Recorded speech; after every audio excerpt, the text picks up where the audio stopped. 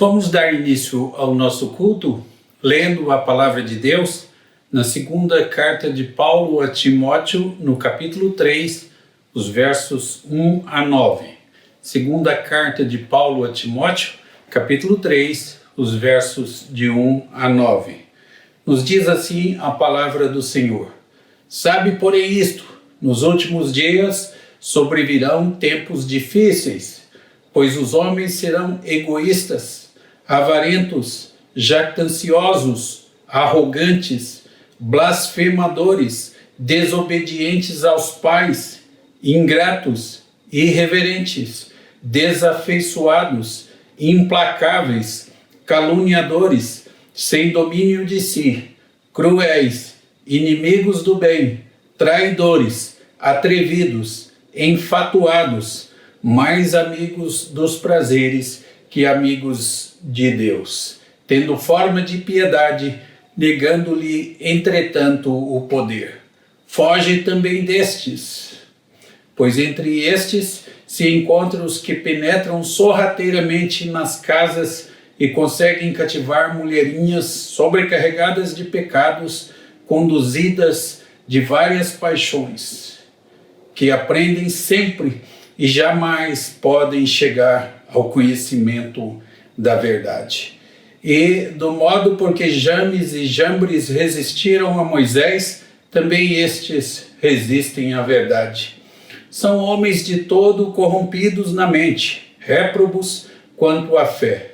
Eles, todavia, não irão avante, porque a sua insensatez será a todos evidente, como também aconteceu com a daqueles. Assim temos lido na segunda carta de Paulo a Timóteo, no capítulo 3, versos de 1 a 9. Quero convidá-lo neste momento para orar comigo ao Senhor, confessando os nossos pecados. Oremos a Deus. Senhor, nosso Deus e Pai, ao olhar para a Tua beleza, santidade, majestade e pureza, olhamos também para nós e só enxergamos pecado e maldade em nós. Pecamos com nossas atitudes, pecamos com nossas palavras, pecamos com os nossos pensamentos, pecamos pelas nossas ações e pecamos por nossas omissões. Claramente, não somos adequados para comparecer à Tua presença. Mesmo assim, nos aproximamos de Ti, mas o fazemos pelos méritos exclusivos de Jesus Cristo. Confessamos os nossos pecados e renovamos nossos propósitos de fidelidade a Ti, pois nós oramos em nome de Jesus. Amém. Vamos acompanhar neste instante o cântico do hino de número 26 de nosso inário Novo Cântico.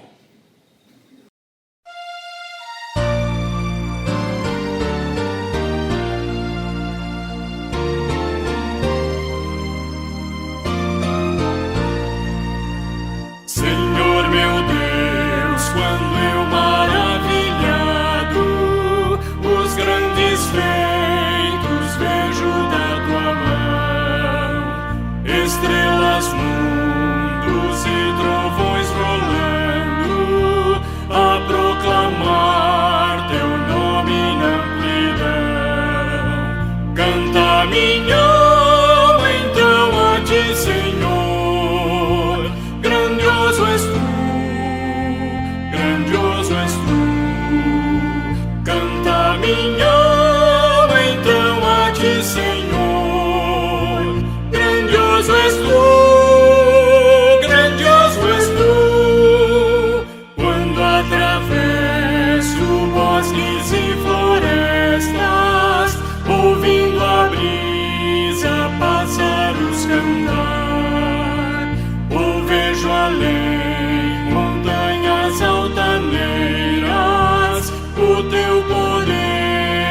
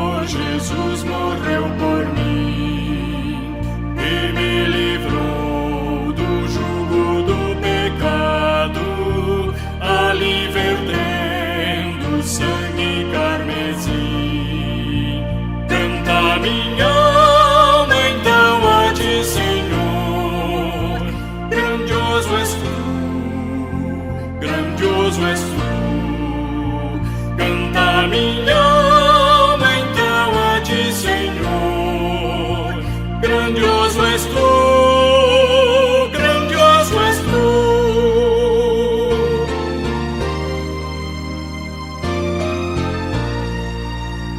Quando afinal em resplendor e glória Jesus abrir as portas da mansão, eu hei de estar de joelhos entre os santos, na mais humilde e vera adoração, e então cantar eternamente ali: grandioso és tu, grandioso és tu.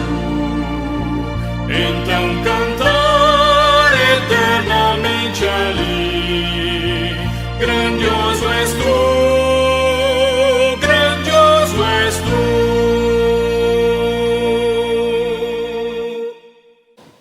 Quero convidá-lo a orar comigo, intercedendo em favor da igreja, em favor do mundo que sofre com a pandemia e em favor do nosso país, que vive uma crise política. Oremos. Ó Deus, em cuja presença nos encontramos, chegamos diante de Ti para derramar o nosso coração e para dizer que não temos a quem recorrer, senão a Ti. Tu sabes que a Tua igreja se encontra privada de suas reuniões presenciais e da comunhão com os irmãos. Assim, queremos suplicar que Tu abençoes o Teu povo, fazendo de cada lar um templo e uma escola, um templo em que o Teu nome seja glorificado e cultuado, uma escola em que a Tua palavra seja estudada, aprendida e ensinada. Senhor, queremos suplicar em favor do mundo que sofre com o novo coronavírus. Pedimos em favor dos cientistas para que sejam iluminados por Ti na produção de uma vacina eficaz. Pedimos em favor daqueles que trabalham em pesquisa, buscando medicamentos que contenham essa pandemia. Pedimos em favor dos médicos, enfermeiros e daqueles que trabalham em hospitais na linha de frente do combate ao coronavírus. Pedimos em favor das famílias enlutadas e pedimos em favor dos desempregados.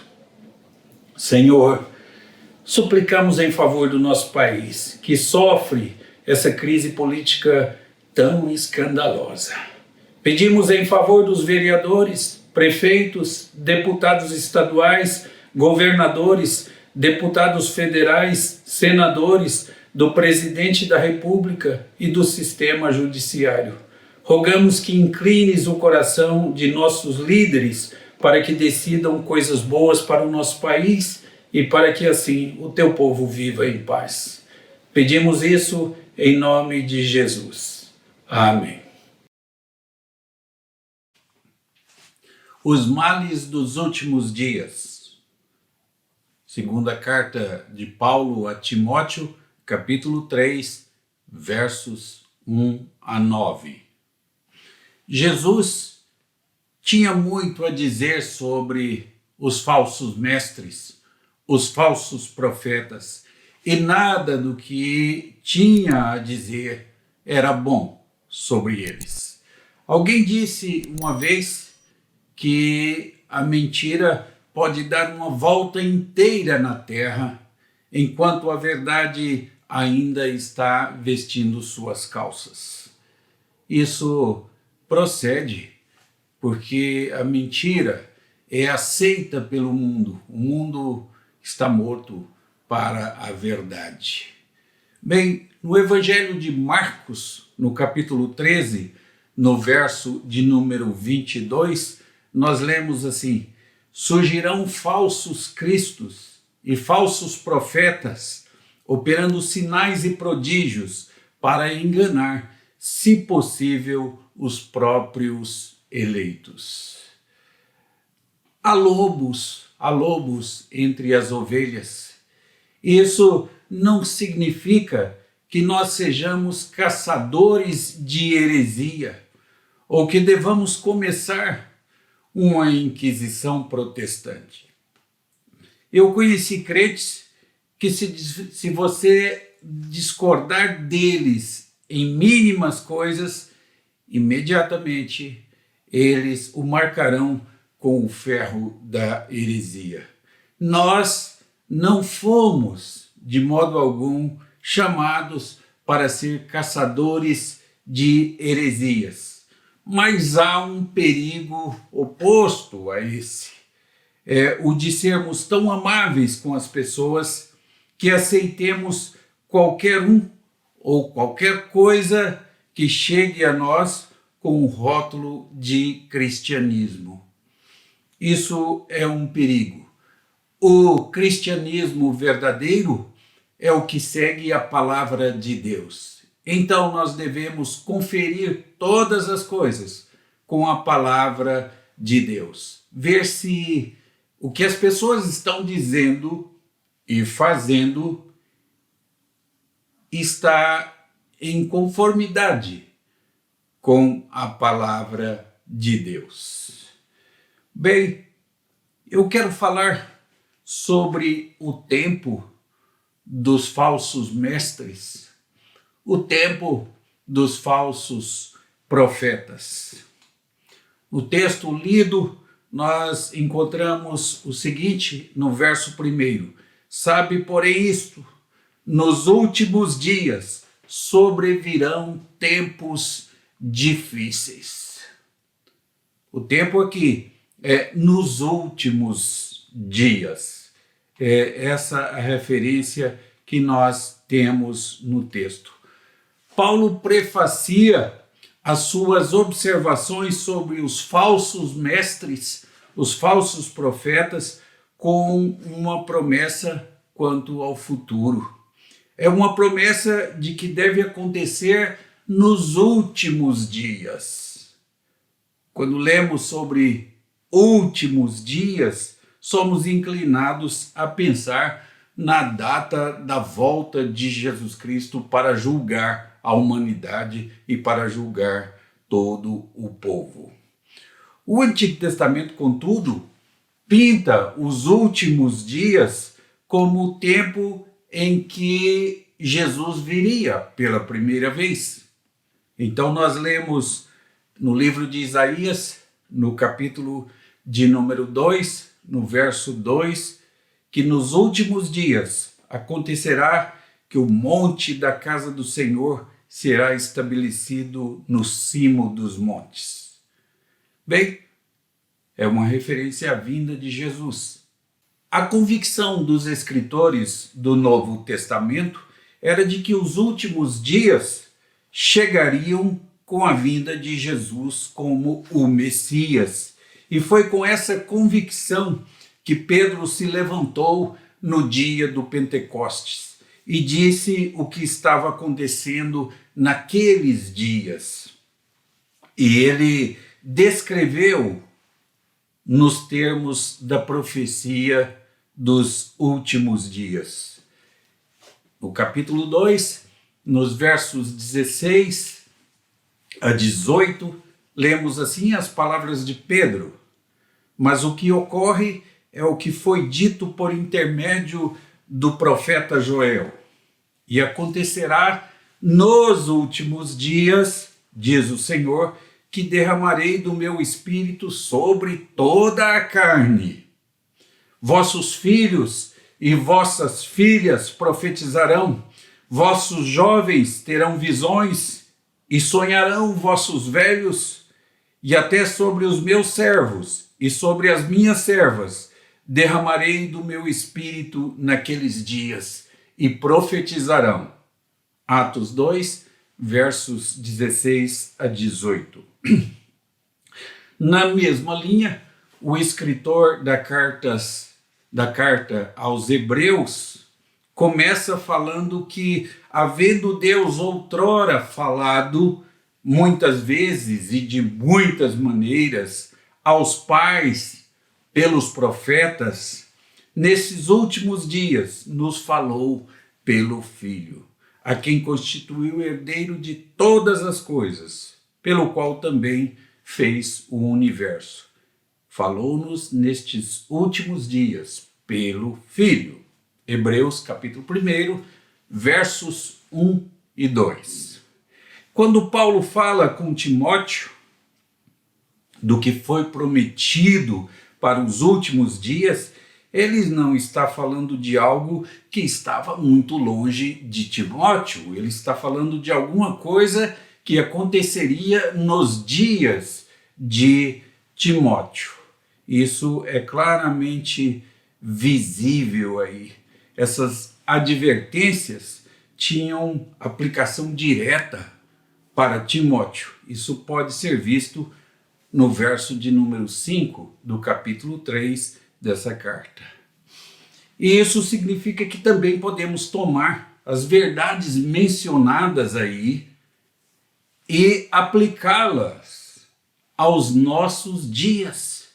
As coisas podem ser piores no futuro, é verdade, mas já podemos dizer que tempos difíceis vieram.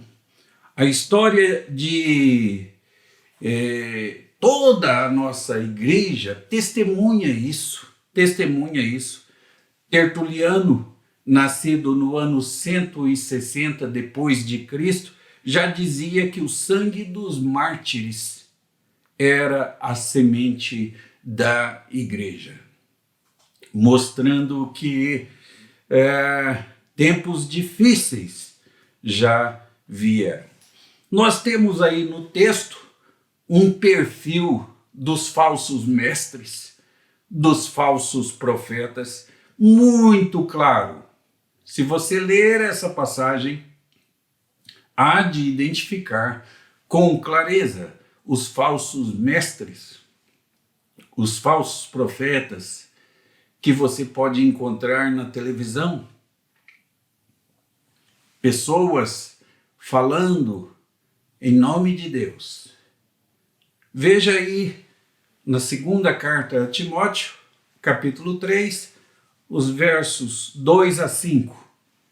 Lemos assim: os homens serão egoístas, avarentos, jactanciosos, arrogantes, blasfemadores, desobedientes aos pais, ingratos, irreverentes, desafeiçoados, implacáveis, caluniadores, sem domínio de si, cruéis, inimigos do bem, traidores, atrevidos, enfatuados, mais amigo dos prazeres que amigos de Deus, tendo forma de piedade, negando-lhe, entretanto, o poder.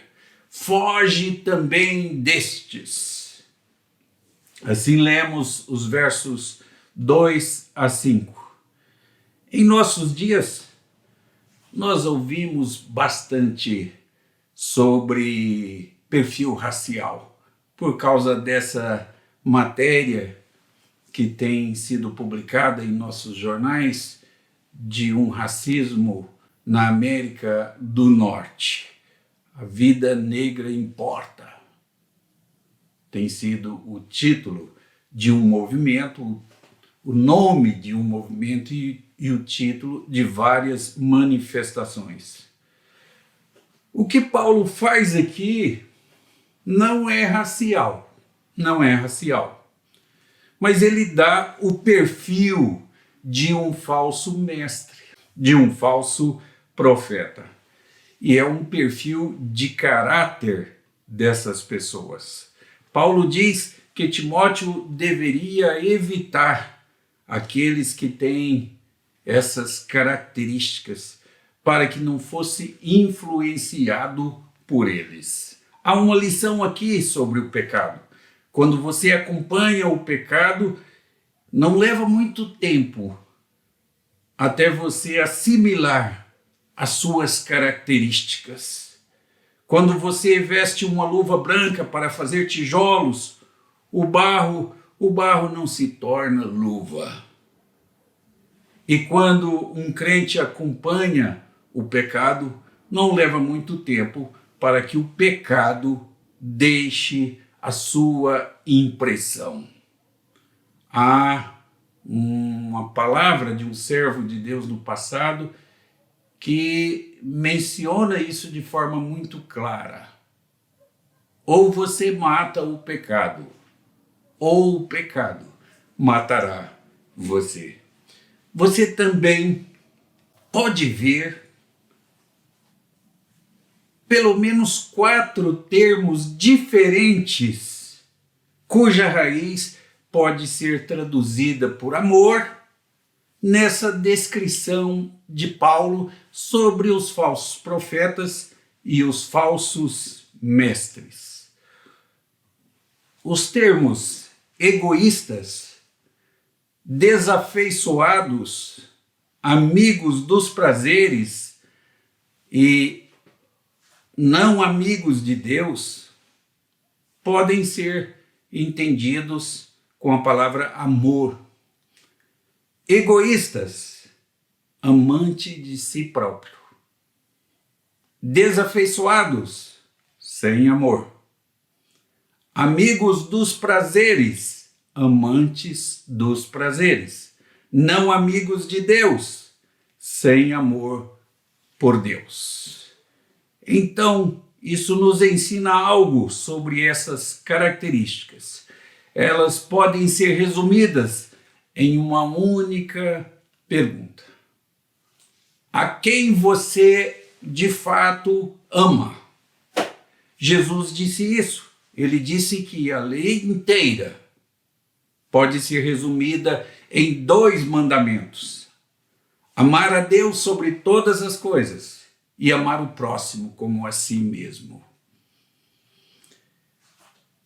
Um pregador do passado, quando consultado por um membro da igreja sobre questões éticas de como devia proceder, respondeu: ame realmente o Senhor e faça o que você quiser. O que o pregador quis dizer com isso? O pregador quis dizer que se você ama a sua esposa, você jamais fará alguma coisa para entristecê-la. Se você ama verdadeiramente seus filhos, você nunca jamais vai desejar entristecê-los. Pelo contrário, fará tudo para a alegria e felicidade deles.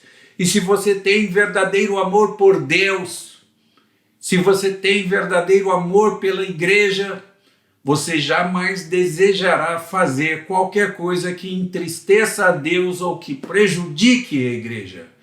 Então ame a Deus, ame a igreja e então faça o que você quiser. Isso é verdadeiro. Agora, qual é a motivação no texto dos falsos mestres e dos falsos profetas? Diz-nos aí a passagem no verso de número 2, que os homens serão egoístas, avarentos. Os falsos mestres adoram o ego. Deus não é o Senhor deles. Eles substituem a Deus por deuses que eles próprios criaram. Os homens serão egoístas, amantes de si mesmos. É o significado desse termo. Esta é a qualidade do egoísmo. É a religião que coloca o ego no trono. É adequado que Paulo comece com isso. Por quê? Porque é daí que vem todas as atitudes pecaminosas. Você se lembra do apelo de Satanás a Eva no jardim do Éden? Satanás disse a Eva: Deus sabe que no dia em que dela comerdes, se vos abrirão os olhos e, como Deus, sereis conhecedores do bem e do mal. Gênesis 3, verso 5. Eva foi tentada pelo desejo de ser igual a Deus. Isso é uma manifestação de egoísmo. Achar que tudo deve se voltar para a própria personalidade. Valorizar-se acima do razoável. A outra colocação do apóstolo é de que serão avarentos. Avarentos significa amantes do dinheiro.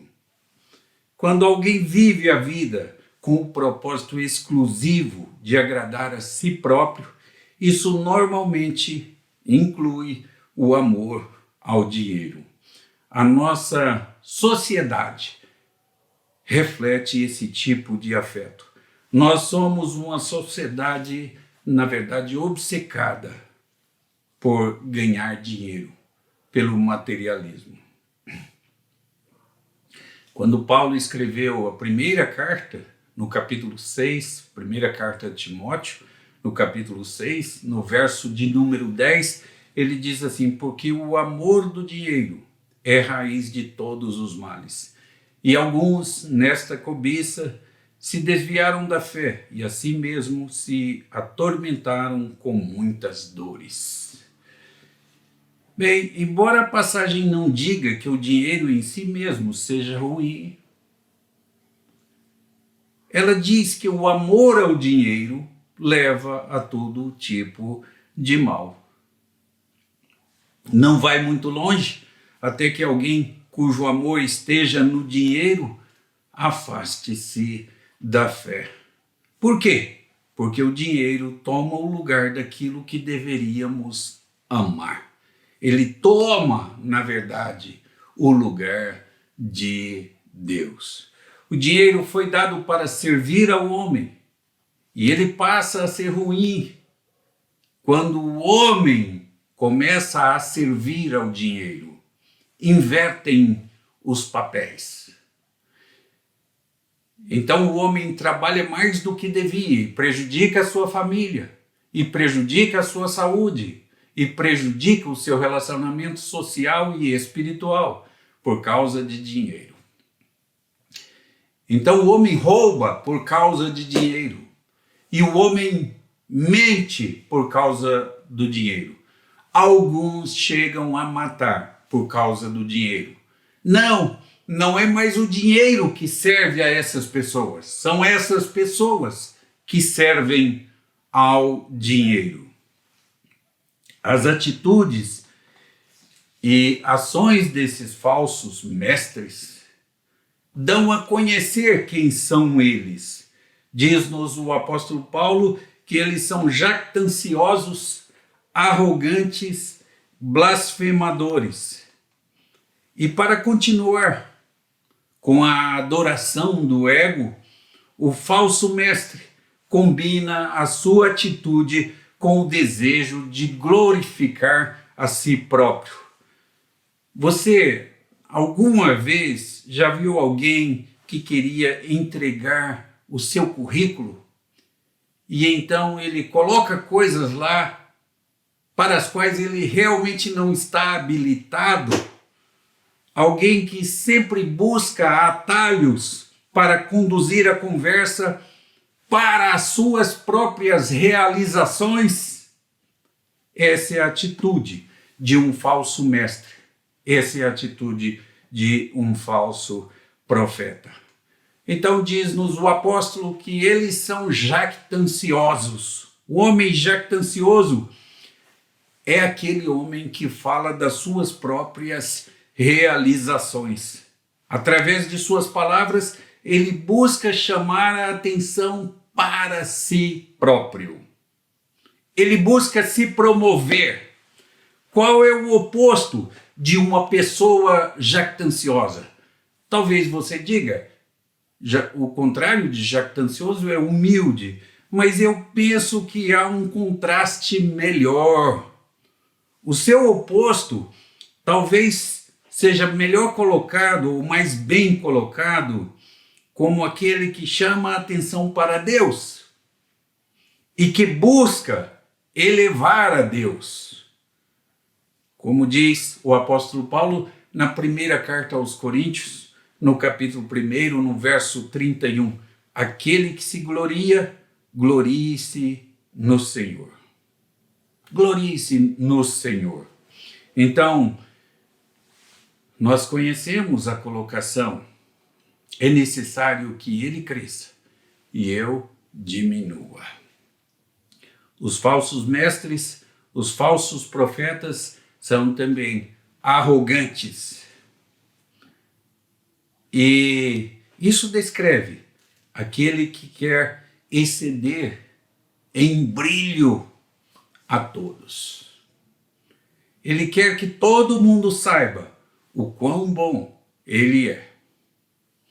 E frequentemente ele tenta fazer isso derrubando os outros.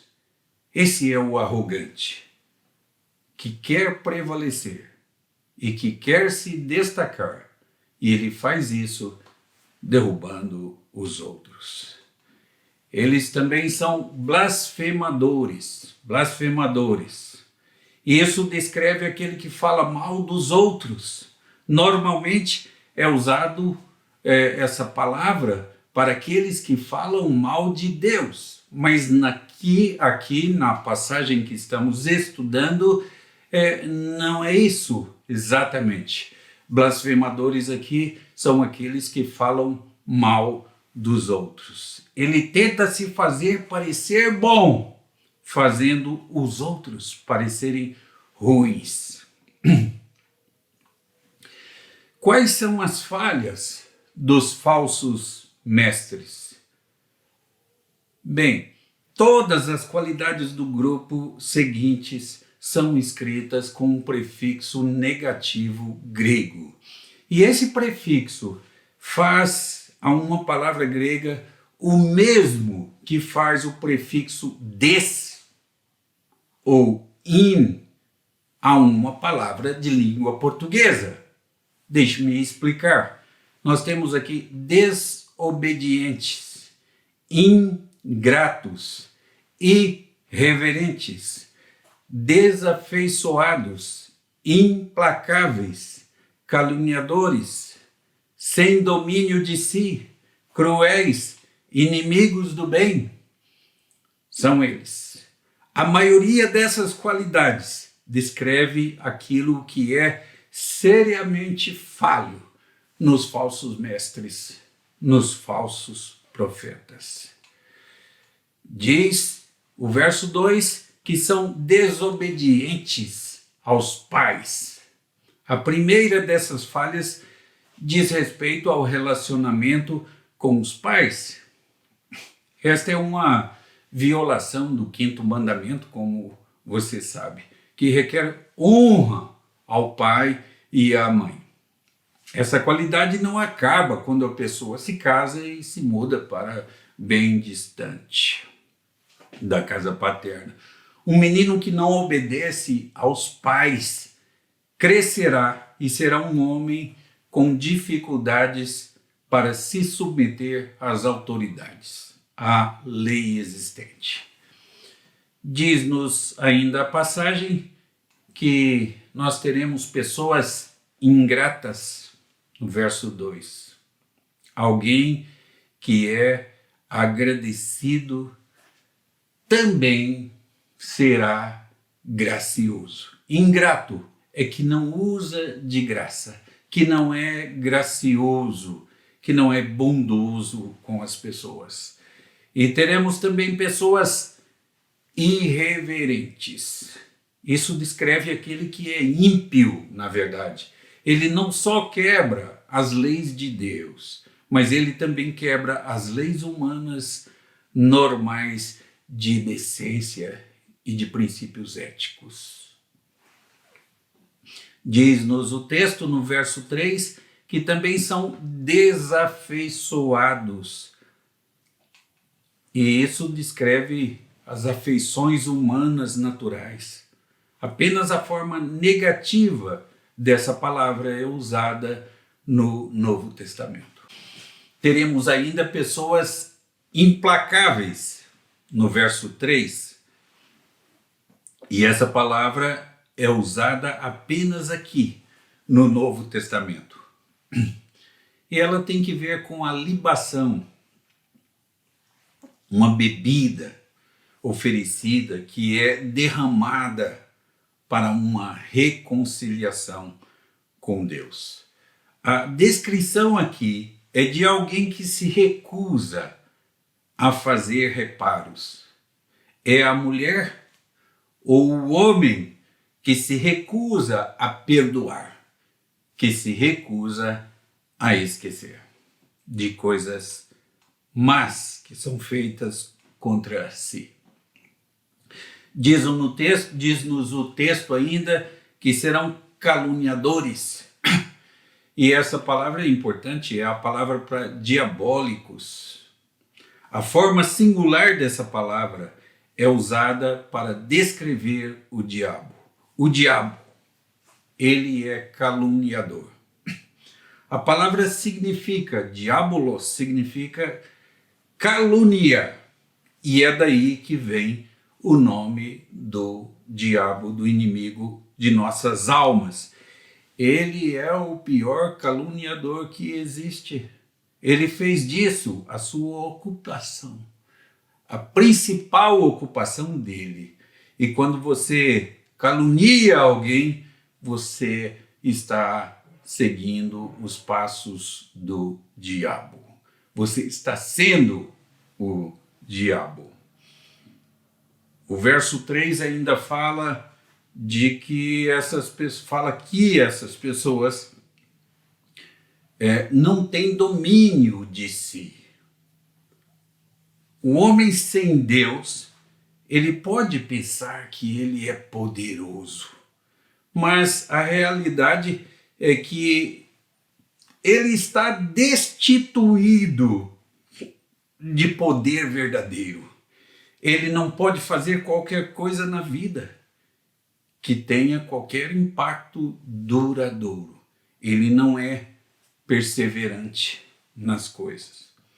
E ainda, o verso 3 nos diz que teremos pessoas cruéis.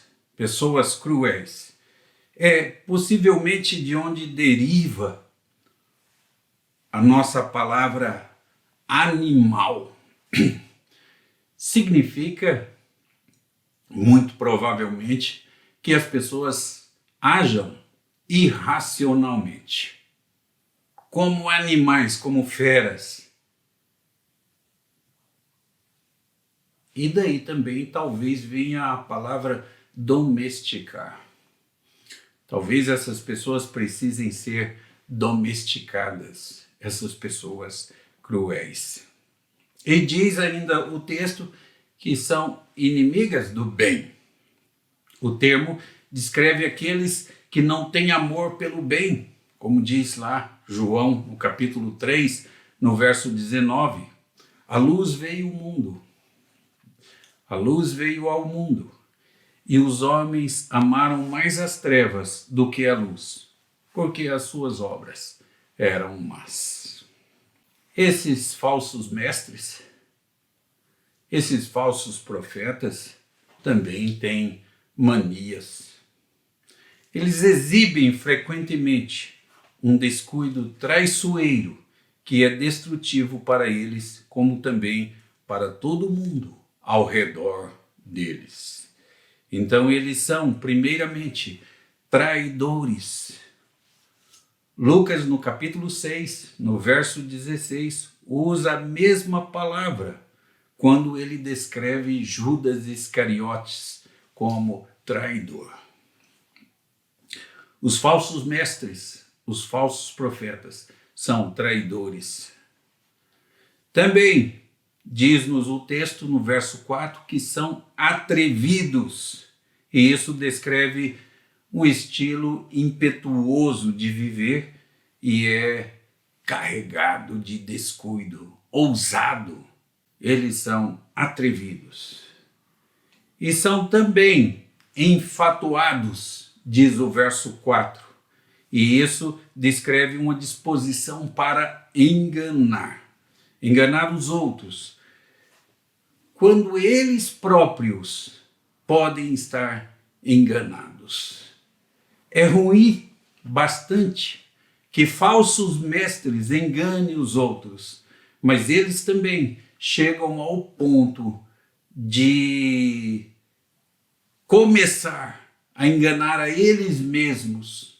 Talvez você já tenha visto pessoas assim, pessoas que se acostumam tanto à mentira que passam a acreditar nas mentiras que elas mesmas contam. Então, enganam aos outros e enganam a eles próprios.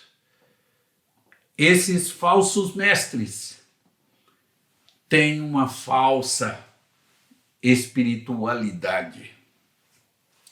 Essas últimas duas características nos levam a um círculo para reconhecer falsos mestres, que é o relacionamento que eles têm com o Senhor. Diz assim, que eles são mais amigos dos prazeres do que amigos de Deus. O verso 4. Amantes dos prazeres mais do que amantes de Deus. Então esta lista começou com aqueles que eram amantes do ego. E agora a lista termina mostrando que tudo isso está em contraste com o amor a Deus. E você não pode fazer as duas coisas. Ou você ama o Senhor e o reconhecerá como Deus, ou então você amará a si próprio e tentará se elevar à posição de Deus. Com essa descrição, seria de pensar que estamos descrevendo adoradores de ídolos pagãos. Mas esse tipo de gente deve ser encontrado em círculos religiosos, em nosso meio.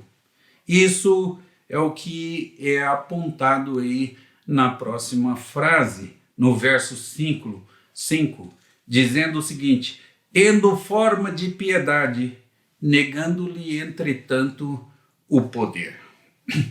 Alguém pode ter forma de piedade, forma de devoção, sem ter a verdade do poder de Deus. Este é o perigo. É de um falso cristianismo. Pode ter todas as decorações, mas não tem nenhuma vida. Você conhece alguém que possua essas qualidades? Paulo diz que você conhecerá. E para piorar o assunto, eles serão achados dentro da igreja. Realmente, eles vêm originalmente de dentro da igreja. Na primeira carta de João, no capítulo 2, nos versos 18 a 19, nós lemos o seguinte: filhinhos, já é a última hora. E como ouvistes que vem o anticristo, também agora muitos anticristos têm surgido, pelo que conhecemos que é a última hora.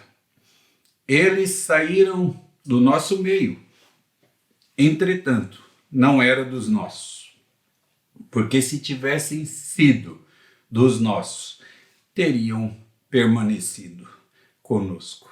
Todavia, eles se foram para que ficasse manifesto que nenhum deles é dos nossos. Você vê isso?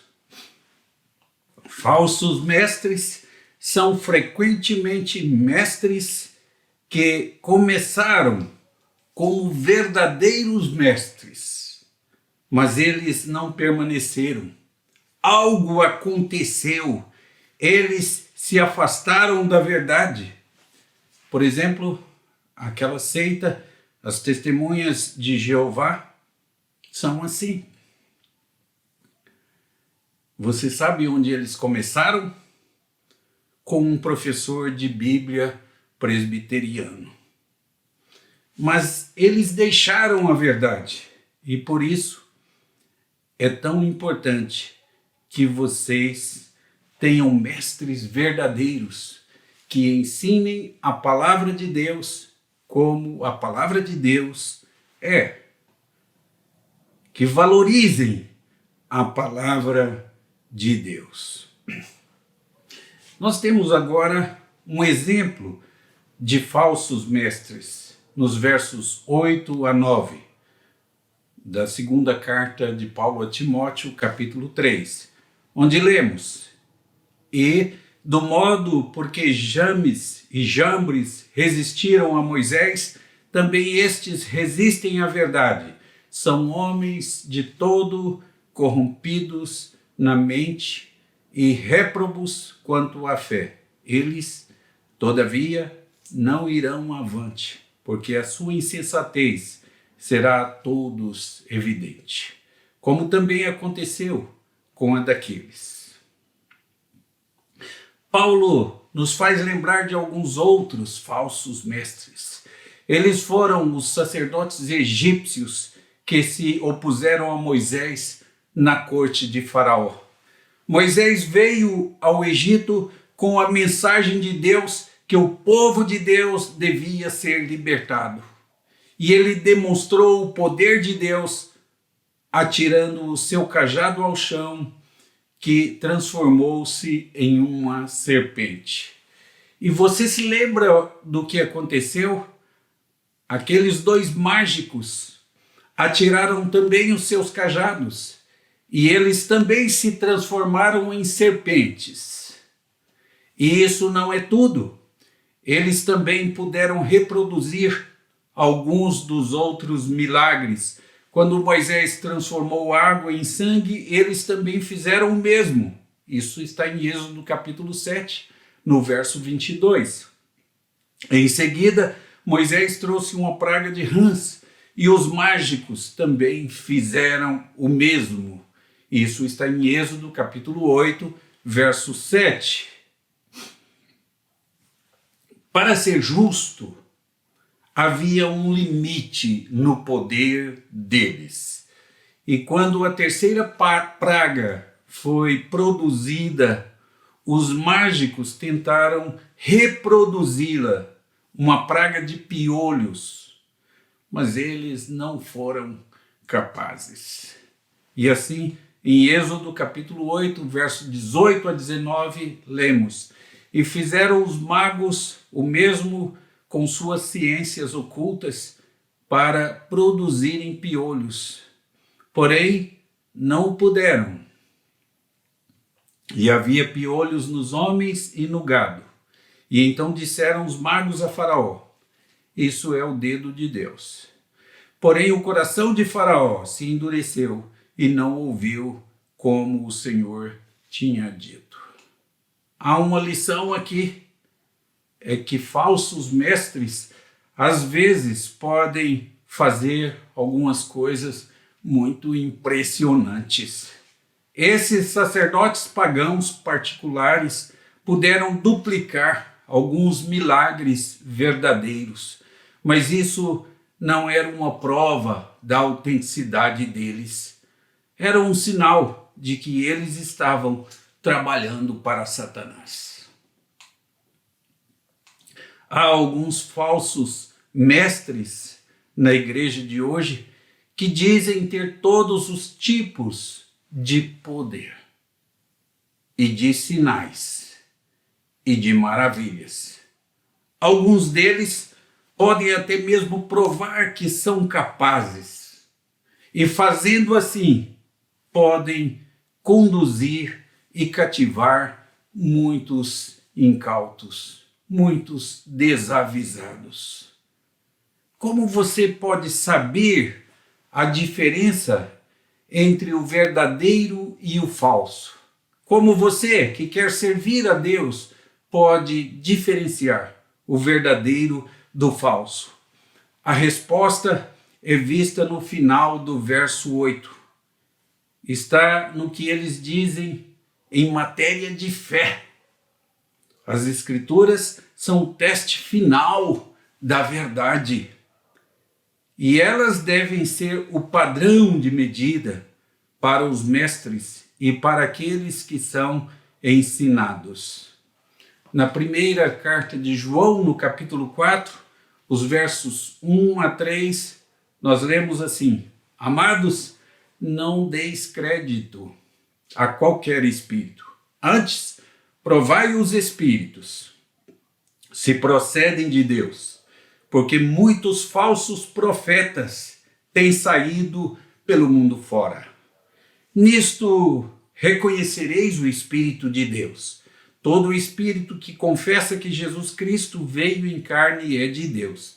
E todo espírito que não confessa Jesus Cristo não procede de Deus. Pelo contrário, este é o espírito do anticristo, a respeito do qual tendes ouvido que vem e presentemente já está no mundo. Acredito que a Bíblia nos dá mais exemplos sobre como podemos diferenciar o certo do verdadeiro, como podemos reconhecer o falso profeta. Jesus pregou um sermão no Evangelho de Mateus, no capítulo 7, a partir do verso 15 até o verso 22, onde ele fala: acautelai-vos dos falsos profetas. Ora, o termo acautelar significa toma cuidado, tenha medo, fuja deles. Porque eles vêm até vós, diz o texto, disfarçados de ovelhas, mas por dentro são lobos roubadores. Muito bem. Ovelhas na Bíblia é uma figura dos crentes. Os crentes são as ovelhas e Jesus é o pastor. O bom pastor dá a sua vida pelas ovelhas. Então vamos lá. Toma cuidado com os falsos profetas. Eles vêm, diz o apóstolo Paulo, no final dos tempos. E eles vêm disfarçados de crentes. E continuando a leitura, tudo que eles fazem, eles dizem Senhor, Senhor, Senhor, em todas as coisas. Parece que são crentes e não somente isso, mas são crentes muito piedosos e consagrados. Continuando a leitura, o texto nos diz que tudo que eles fazem em nome de Jesus. E então, o verso de número 22 nos apresenta as suas características. E eles têm 3 marcas, levando-se em conta que a mensagem da igreja é a mensagem do Evangelho, a mensagem de salvação. A ênfase deles não é na salvação, não é na santificação, não é a mensagem do Evangelho. Diz-nos o texto que eles têm 3 ênfases e você pode reconhecê-los por essas ênfases. A preocupação deles é de expulsar demônios, de anunciar profecias e de fazer curas e milagres. Expulsar demônios, anunciar profecias e fazer curas e milagres. Essa é a ênfase deles.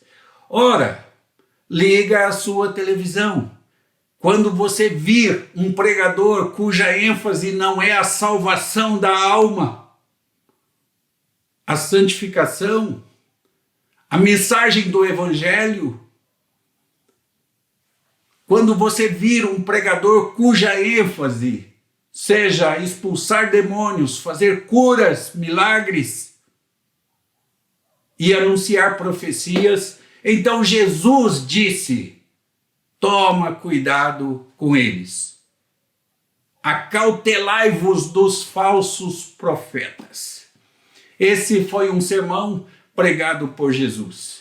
E aqui Paulo faz essas colocações a Timóteo para que Timóteo também se previna contra esse tipo de gente. Precisamos cada dia mais nos apegarmos à palavra de Deus. Precisamos conhecer e cumprir a palavra de Deus. Nós não somos seguidores de religião. Nós não somos seguidores de homens. Nós somos seguidores da palavra de Deus, da Bíblia Sagrada. Ela é a palavra de Deus para nós e é a ela que devemos obedecer. Ela é lâmpada para os nossos pés e é luz para os nossos caminhos. Tenha cuidado, nos últimos dias, período que estamos vivendo, tempos difíceis virão. Que Deus nos abençoe, nos ilumine e proteja com o seu Espírito Santo. Amém. Em resposta ao que acabamos de aprender da palavra de Deus, vamos orar novamente ao Senhor.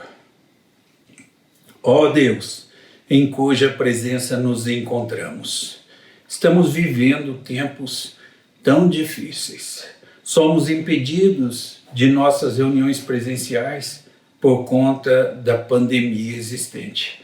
Nossas igrejas são bombardeadas com mensagens de falsos mestres e nosso país com uma crise política tão escandalosa.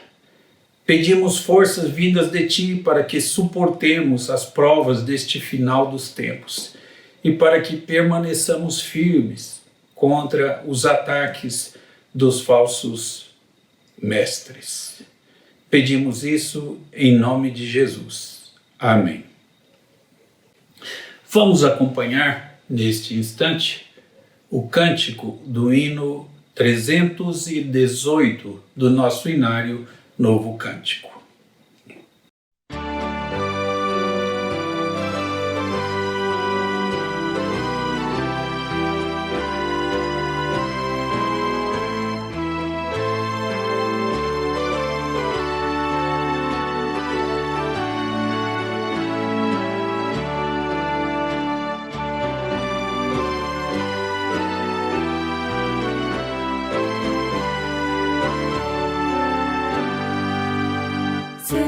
Ceifeiros da seara santa, quão poucos fracos sois, mas forte é Cristo vosso Mestre, avante, avante, pois, os que esperam no Senhor, renovar-se-ão, crescerão, subirão até as alturas, correrão e sem fadiga andarão, sem se cansar. Correrão e sem fadiga andarão, sem se cansar. Voarão e nas alturas, como cansados, tristes, sem alento, deixai-vos de chorar.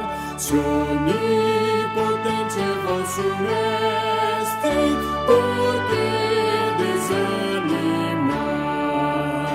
Os que esperam no Senhor, renovar-se-ão, crescerão,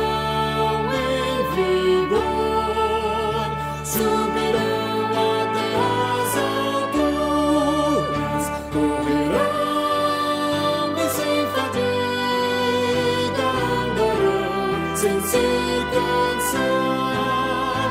Correrão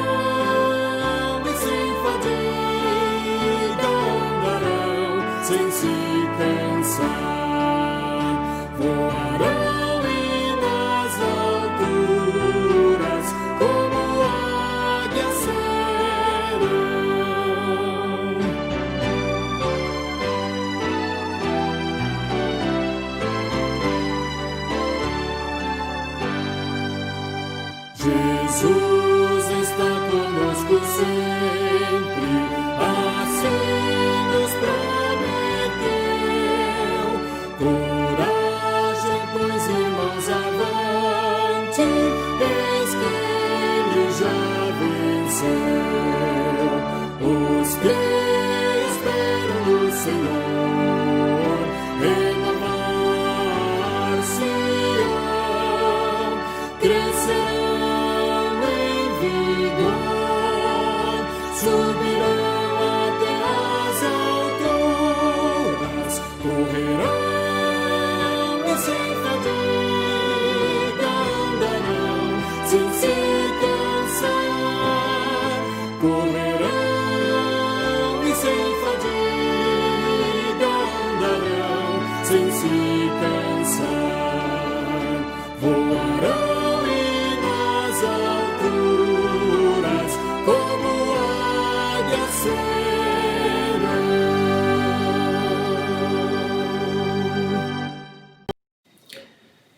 Receber a bênção. Que a graça de nosso Senhor Jesus Cristo, o amor de Deus, o nosso Pai, o poder, a comunhão e os ensinos do Espírito Santo estejam com vocês e com todo o povo de Deus espalhado pela face da terra, hoje e pelos séculos dos séculos. Amém.